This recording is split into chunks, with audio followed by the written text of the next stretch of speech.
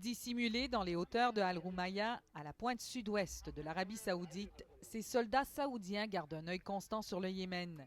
Le terrain vallonné permet à l'ennemi de se terrer. Mais le calme est trompeur, nous dit-on.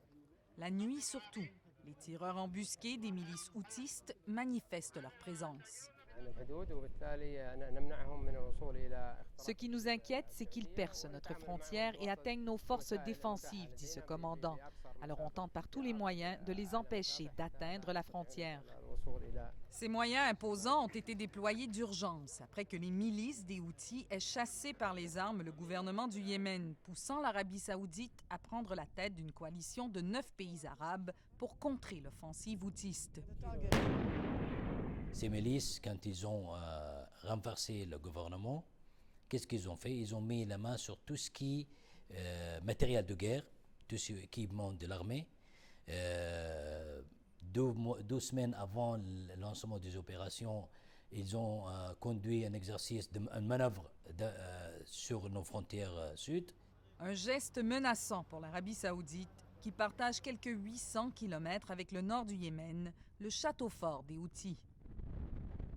C'est la toute première fois que l'Arabie saoudite permet un accès à ses troupes qui sont aux toutes premières lignes de défense du territoire saoudien depuis le début de l'opération le 26 mars dernier. Dans ce village qui longe la frontière, on pourrait vite oublier que l'Arabie saoudite est en guerre chez ses voisins. Enfin, presque. Nous n'avons pas peur, dit Mohamed. On entend parfois des explosions, mais nous sommes bien protégés. Au Yémen, la situation est tout autre. La campagne de bombardements aériens en est à sa 3e semaine, mais elle n'a toujours pas réussi à empêcher le pays de se rapprocher tous les jours un peu plus d'une catastrophe irréversible. Les Houthis et leurs alliés tiennent bon. La ville portuaire d'Aden, au sud, s'est transformée en champ de bataille d'une guérilla brutale. La population est prise en étau entre les milices rivales et les bombardements.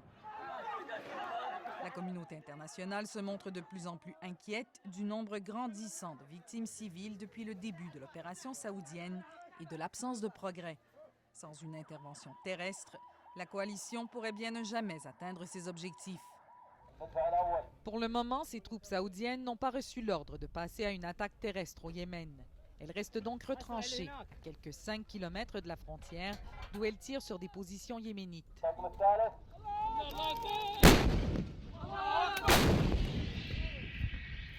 Les soldats iront-ils plus avant?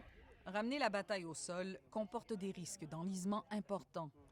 Le Yémen s'est taillé la réputation d'être le cimetière des envahisseurs étrangers et pourrait bien devenir à l'Arabie saoudite ce que le Vietnam a été aux États-Unis. Mais seule ou appuyée par d'autres pays membres de la coalition, l'armée saoudienne se dit prête. Une intervention terrestre, ça c'est une option, elle est toujours valable. Nous avons les moyens et les forces et la capacité de mener ce genre d'action. On ne doit pas refaire l'histoire.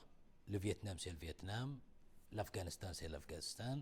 Et le Yémen, pourrait-on ajouter, c'est le Yémen. Un vaste territoire, souvent inhospitalier, où tout le monde ou presque possède une arme. Entre les milices, les tribus, l'armée divisée, sans oublier Al-Qaïda et le groupe armé État islamique, une invasion terrestre par ces soldats saoudiens serait au mieux périlleuse. Pour leur vie, mais aussi pour la réputation et les ambitions politiques de leur pays. Ici Marie-Ève Bédard, Radio-Canada, à la frontière de l'Arabie saoudite et du Yémen.